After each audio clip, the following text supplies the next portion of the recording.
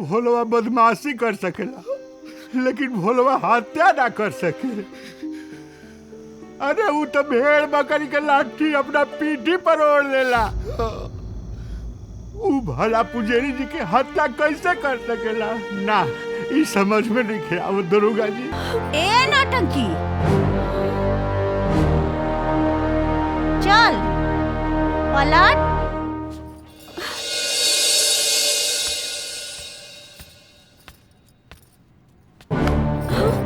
आओ तो तरह के हम बताएं।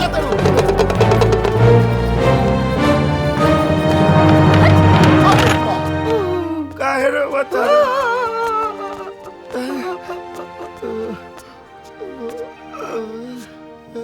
तू काहे रो रहल बाड़ा? रोवतिया ना शंकर तो हमार कलेजा फट जाता। अच्छा तू चिंता मत कर।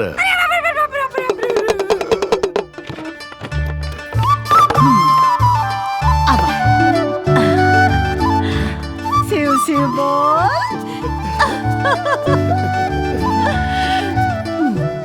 आ चल द बेटी। खोईचा भला था ए भोला।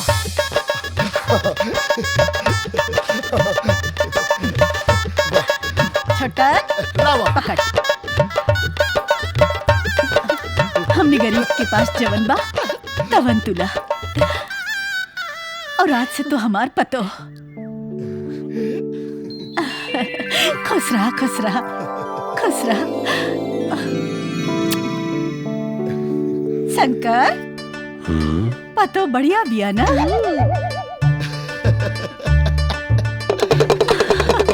शिव शिव बोल, शिव शिव बोल।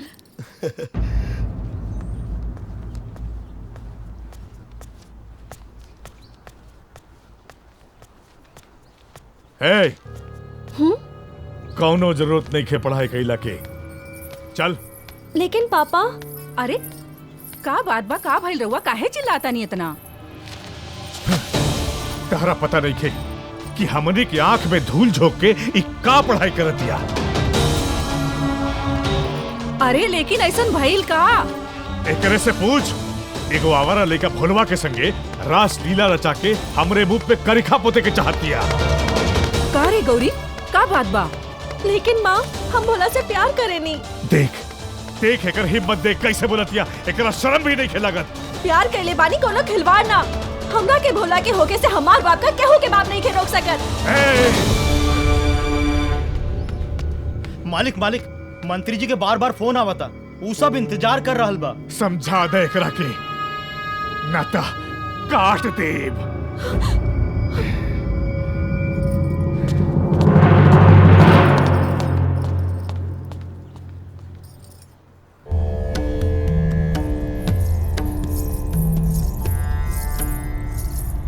नारायण नारायण नारायण। प्रणाम माते।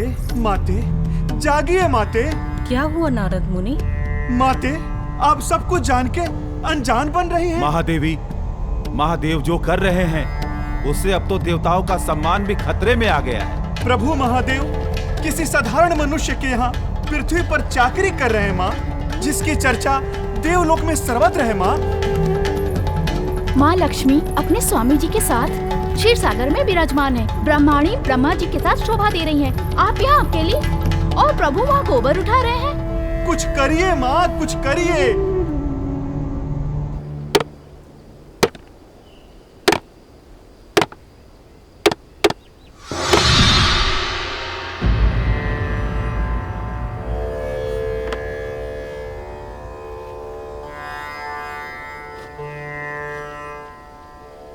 महादेवी, आप और यहाँ? हाँ प्रभु, मैं। ये क्या प्रभु, आप भक्त प्रेम में इतना उलझ गए कि आपको किसी की सुध ही नहीं। क्या हो गया ऐसा? ऐसा क्या हो गया? सारे देवलोक में देवता सिर्फ आप ही की चर्चा कर रहे हैं, और मैं उपहास का पात्र बनी हुई हूँ। समझा नहीं मैं कुछ। यही तो विडंबना है कि आप मेरी बातों को भी नहीं समझ पा रहे हैं। आप अभी और इसी समय मेरे साथ कैलाश पर्वत चलिए।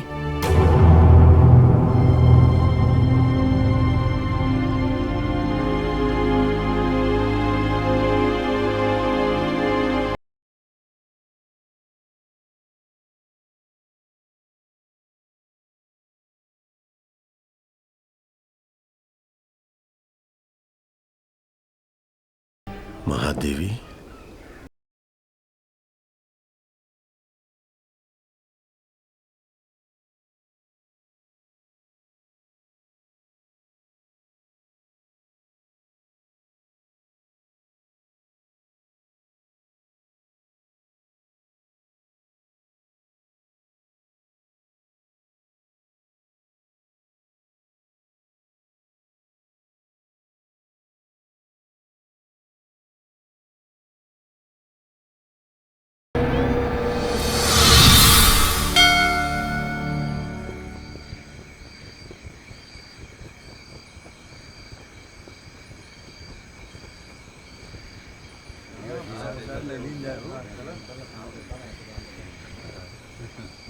पुजारी जी प्रणाम। प्रणाम। खुश रहा, खुश रहा। और पूजा पाठ हो गई? हो गई बेटा, पूजा हो गई। तो निचवे पूजा होई कि ऊपर हो? जैसन भोलेनाथ की इच्छा। अब ऊपर पूजा करें। चल, भगवान के लगे जाए के आ गई टाइम। मतलब भोलेनाथ।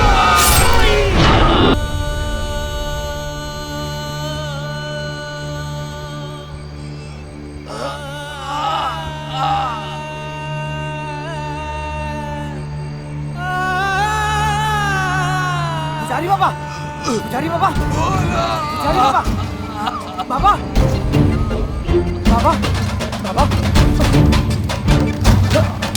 बाबा, बाबा, बाबा, भगवान भोलेनाथ के पास जाएंगे। मेरा आ गए बाप बेटा।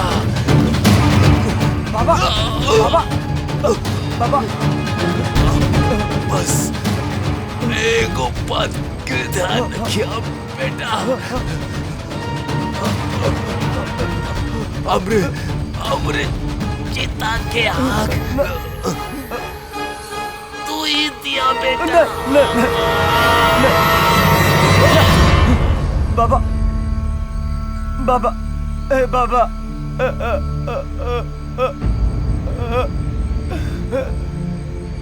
बाबा।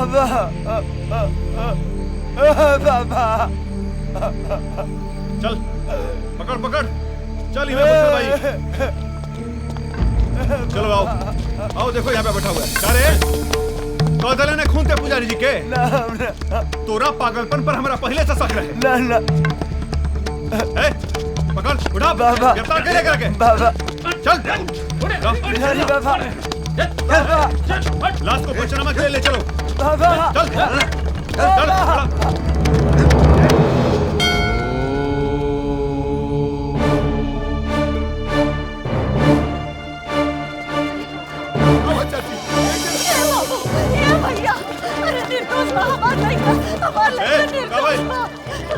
शिव से बोले दरोगा जी, हमार बेटा भोला एकदम निर्दोष बा। ई जरूर करो चोर उचक्कन के काम है साहब, जौन करो लालच में पुजारी जी के खून का देलस। रंगे हाथे पकड़ ले बानी ओकरा के, और तू कहता रू कि निर्दोष बा। ना दरोगा जी, भोलवा बदमाशी कर सकेला, लेकिन भोलवा हत्या ना कर सके। अरे वो तो भेड़ बकरी के लाठी अपना पीठी पर ओढ़ लेला। वो भला पुजारी जी के हत्या कैसे कर सकेला? ना, ई समझ में नहीं आवत दरोगा जी। हाँ दरोगा जी, रवा से बड़ भारी गलती होता दरोगा जी। अरे हमार भोलवा तो पुजारी जी के बाप से भी बढ़ के मानत रहे। हाँ, वो पुजारी जी का कबो खून ना कर सकेला दरोगा जी। हाँ, कबो ना। ते जज फिर बड़े जे हमके फैसला सुनी बेते। अब जे भी फैसला हुई वो अदालत करी।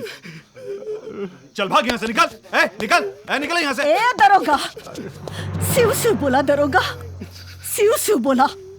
ए अदालत के ऊपर भी एगो अदालत है, और जितना भरोसा हमरा के अपन भोला पर है ना, उससे ज्यादा भरोसा हमके भोलेनाथ पर बा। बुझ लियो। ठीक बा, जा निकल यहाँ से, निकल।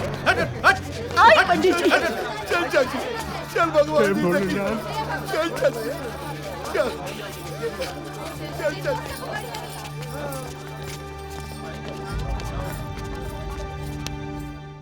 Click on the bell icon to get regular updates from Venus.